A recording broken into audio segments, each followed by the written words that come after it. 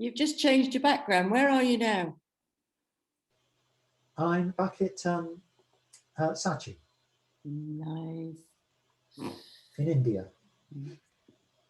Oh, good, lovely. Thank you. Thank you very much, Taranita. Yeah, so as Taranita said, I'm going to be speaking this evening about the last of the spiritual faculties, wisdom. But we're going to be exploring it in relation to Vasantra's article on suggestions for dealing with overwhelm. We're looking at the two things in conjunction. So for those of you who've just joined us, some people who've come from the intro course, we've been exploring the 20 points in Vasantra's very well-known article over the last few weeks. And I'll explain that Vasantra wrote this paper a couple of years ago, and he wrote it in response to picking up a lot on people's growing sense of overwhelm and anxiety in the light of global problems, such as, of course, the climate crisis, terrorism, war, the refugee crisis, and natural disasters, as well as political tensions. And that was all before the pandemic. So we on the team, the Sanganite team, had the idea of reviving this and bringing it to the fore again this year at what has been a time of huge challenge when so many people have been experiencing what Buddhism kind of calls a sort of horrified anxiety. And that is fear and anxiety in the face of what can seem like overwhelming problems, which we feel that we can do very little to solve. So Vasantra's objective was to show us how the Buddha's teaching, the Dharma, can actually help us do just that. Face the fears and the problems, show us how to think about them and how to respond to them, and then show us how to work with them. And then we also decided that we'd approach this whole topic through the overarching framework of the very core Dharma teaching of the cultivation of the 5 spiritual faculties, the 5 faculties essential for following the spiritual path. And you may recall, if you were here last week, that Naravira explained what these were and how they, 2 pairs which balance each other. I'll just recap in words for you that you've got this kind of mandala of faculties. At the top, there's energy, virya, and at the bottom, there's meditation. And they kind of balance each other. Too much energy, we need a little more meditation. Too sleepy in meditation, we need a little more energy. That's putting it very, very simply. And then over on the left, there's faith. And on the right, there's wisdom. They too balance each other. And in the center, the faculty of mindfulness. And the faculty of mindfulness is, of course, the hub, because as the hub, it's essential to the cultivation of all of them. So this evening, I'm coming to this final faculty, wisdom, and I'm going to try to suggest how the cultivation of wisdom can assist us in both making sense of and meeting the many difficult challenges in our world. And so first off, I'm going to try and define terms and give a bit of a reminder, and also for some people perhaps an explanation of what wisdom means in Buddhist terms, because the Buddhist meaning, of course, has very, very little to do with the conventional meaning in English of wisdom, which is, I think, or could be defined as a kind of mix of knowledge, intelligence, and experience. We think that wise people have those abilities, those capacities. But wisdom in Buddhism means something very, very different. And if you pursue, as we pursue our interest and study of Buddhism, we'll hear people again and again saying something like, wisdom is seeing the world or existence or reality as it really is and not as we think it is. So the Buddha taught that we are reborn into this human life with a whole set of topsy-turvy views. I think the term is by Pariasas, but if one of my learned friends could correct me if I'm wrong. The topsy-turvies, I love that, the topsy-turvies. Topsy-turvy views through which we see our experience. He taught that it's because we don't see how things really are, but only how we think they are, or how we think we want them to be, that we suffer. That's the reason that we suffer. If we could but accept things as they really are, life as it really is, and not how we think it should be, then suffering would cease and we would be living in much more of a state of calm and equanimity. And in that state, able to accept the dual, what we would experience as imposters of praise and blame, success and failure, loss and gain, fame and ignominy, the worldly winds, we call them, without differentiation. So what are these skewy views then? What is it that we get so wrong?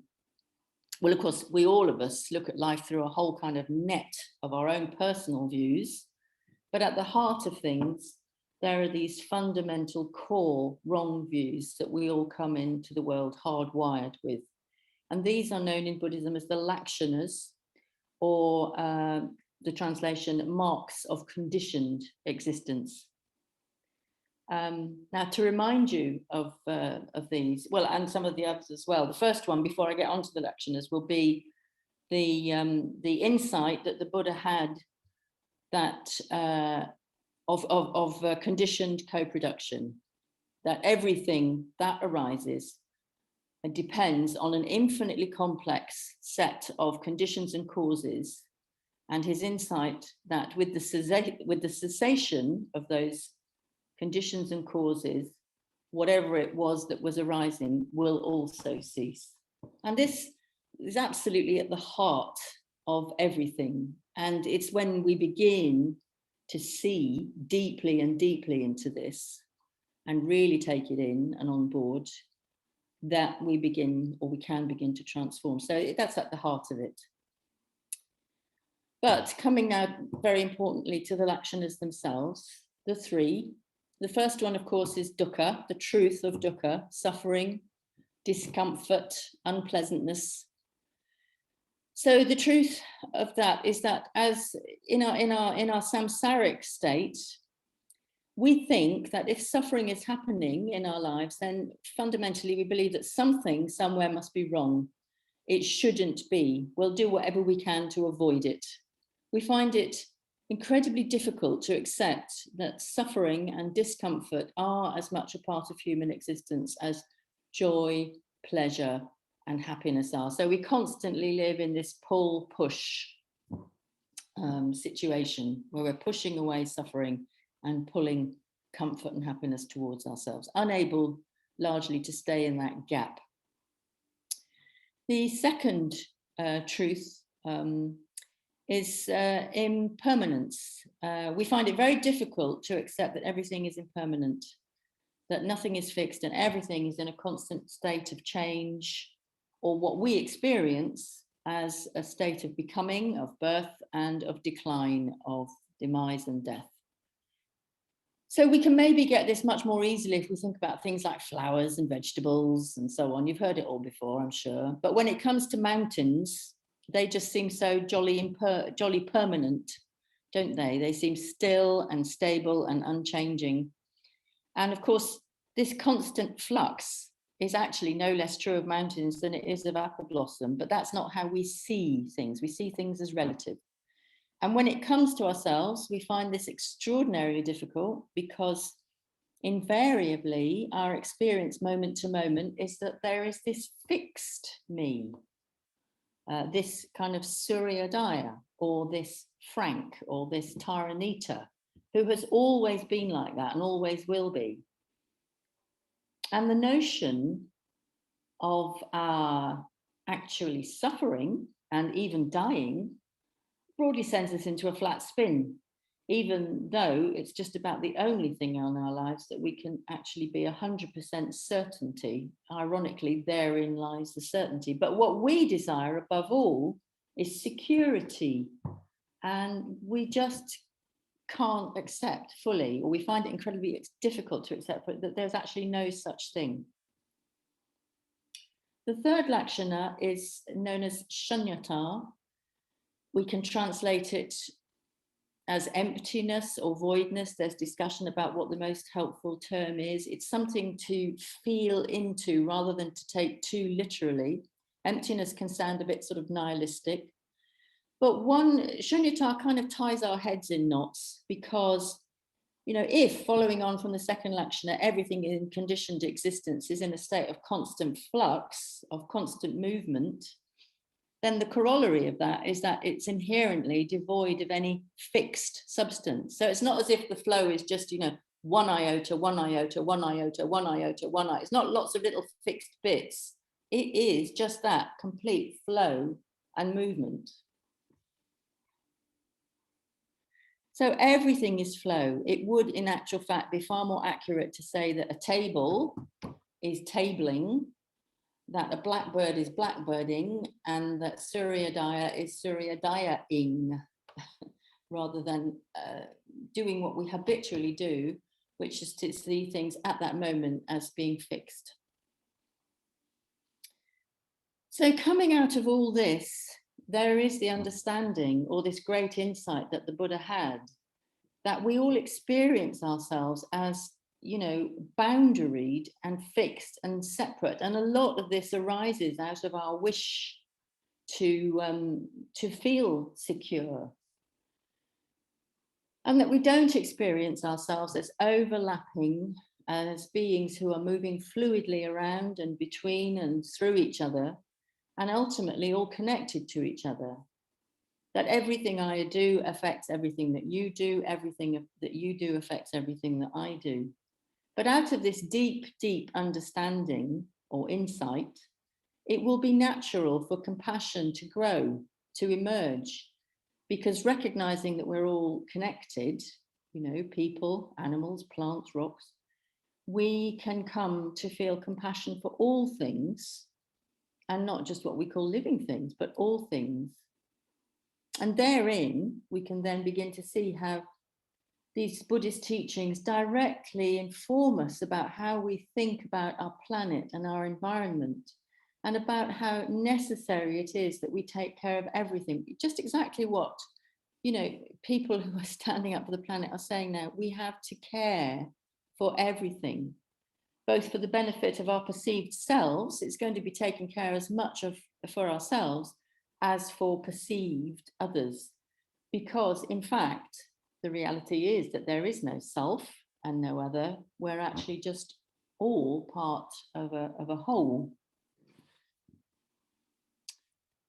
So the final point in Vasantara's list of suggestions for dealing with anxiety and fear and overwhelm is that the ultimate solution is awareness of emptiness. And at first reading, this section may seem a little esoteric, a bit weird, and well, what does that mean kind of thing. Now, Taranita, of course, spoke about this very helpfully a couple of weeks ago.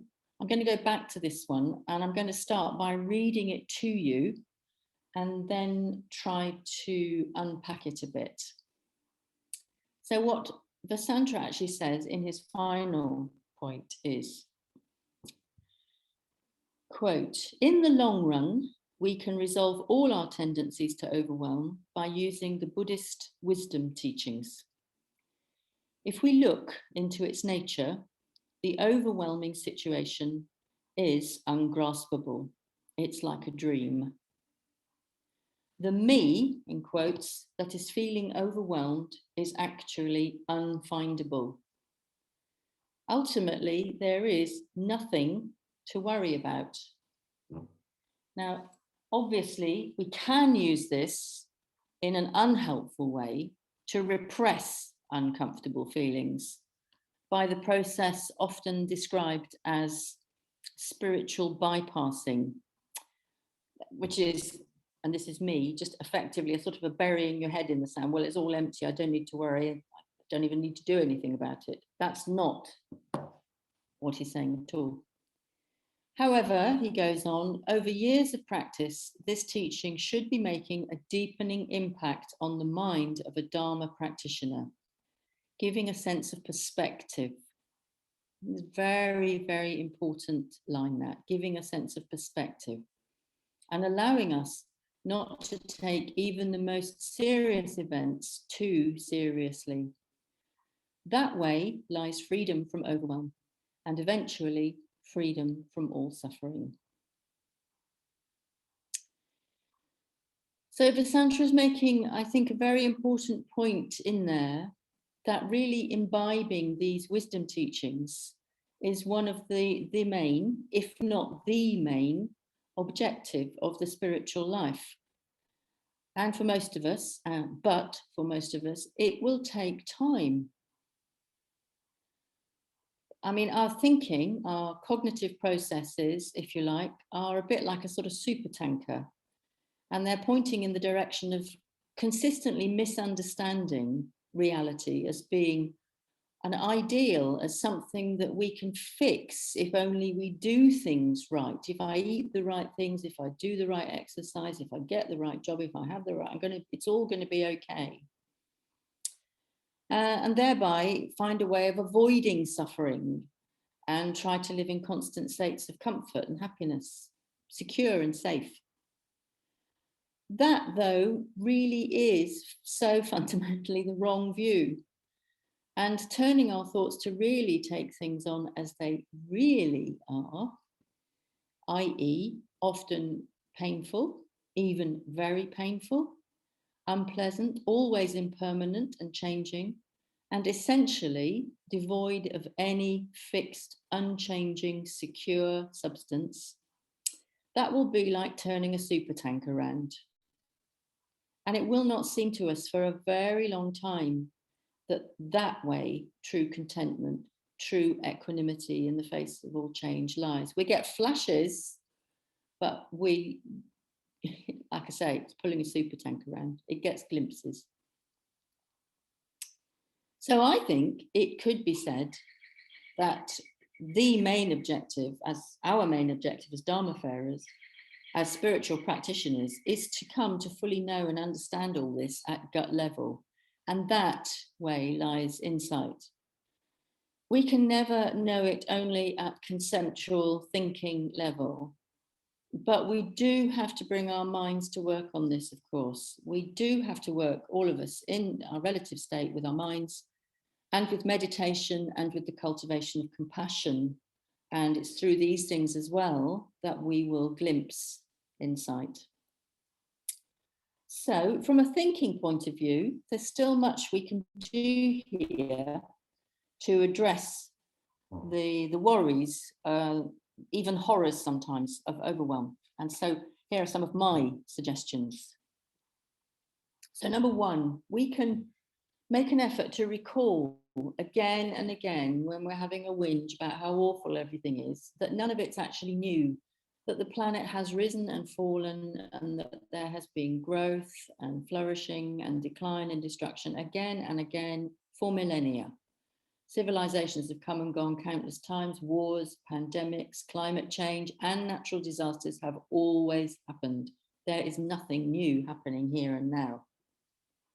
Number two, everything, absolutely everything, including us, is in a state of flux. Everything will change. Third one, we might think that these times are different. We might say to ourselves, you know, with regard to climate change, that it's humanity's fault alone, and that the answers lie entirely with us, and that humanity will be the only people who can find the answers, as it were.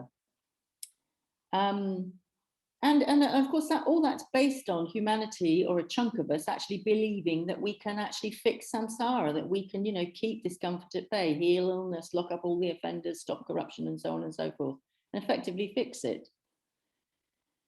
But I'd argue that that's yet another example of the skewed view that we are actually the center of the universe.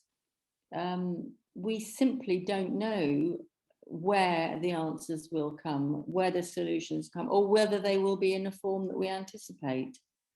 Because it isn't rocket science to see that if humanity actually can't fix everything completely and forever, and that if humanity threatens the planet, then the planet will, in the end, take care of itself, even if that means the decline of humanity. I mean, I actually find that very, very comforting, that kind of Gaia principle. I can bear the idea of the demise of humanity. I absolutely cannot bear the idea of the destruction of the earth. And I think it's helpful to make a differentiation between these two things. We are not the planet. The planet is so much bigger than us, isn't it? I mean, I love the stories that are coming out of Chernobyl about how nature is flourishing beyond all expectation there following mankind's departure, you know, and that the coral reefs that were where they carried out the nuclear testing, those places now deserted by people are again, you know, recovering and flourishing and thriving, and the corals all beginning to live again. You know, I find those so heartening. Okay, next point. This does mean that we have to get to grip with this perverse and very misleading view that we're all born with, that we are at the center of things. We just have to accept that we are expendable and that we will suffer and that one day we will cease to exist in this form. And it might be now, it might be very soon. We have to come to see that life really is just the tiny splash of a raindrop, a thing of beauty that disappears even as it comes into being. And we have to trust that moving towards this wisdom perspective, thinking about it more, bringing it more into our conscious thought and awareness, will ultimately not only be possible, but also bring us lasting happiness, or at least relief from striving. Some relief while we exist here in this form and for this very brief time.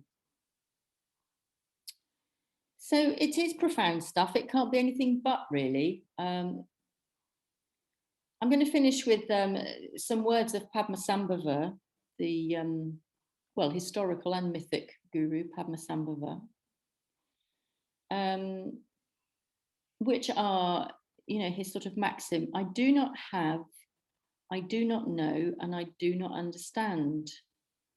That's so simple and yet so very profound, because I do not know. We do not know. We do not know what has happened, not completely. We never ever can. We don't know what is happening, and we certainly don't know what will happen. So much of human speech and communication is directed at anticipating, at trying to fix, at trying to find the solutions. And so much of that is important, but we cannot know completely what will happen. Similarly, we don't understand, you know, the whys. Why is this? And we certainly do not have anything that we think we possess, you know, body, faculties, house, Maserati. It all goes, it all passes through our hands. We do not have in that respect. It's such a wonderful maxim to live by. And curious though it is, and counterintuitive though it is, it thereby lies, I think for me anyway, an enormous amount of comfort in sort of beginning to accept that.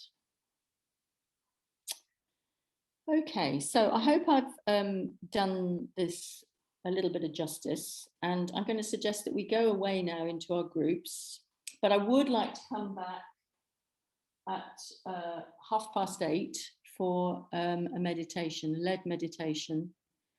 A meditation sort of focusing more perhaps on our experiencing ourselves as less boundaried, more fluid.